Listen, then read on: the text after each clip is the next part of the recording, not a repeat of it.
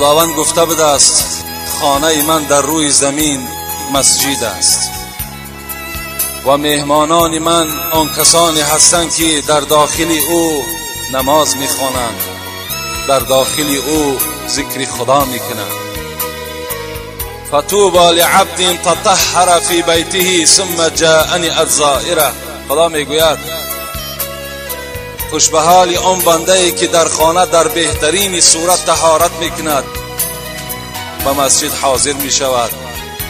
خدا میگد فطوبى لعبد، خوش به حالش که اگر این اعمال او بنده چکار میکند انجام میدهد، بعد از آن زیارت من میآید.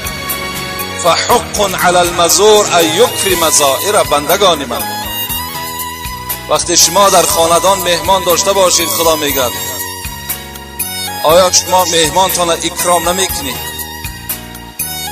آیا در پیش مهمانتان بهترین آن نعمتی که در خانه دارین حاضر نمیکنید؟ البته میکنید. فراموش نکنین که شما بندگان من هستین و من هم بر خودم مهمان نوازی دارم.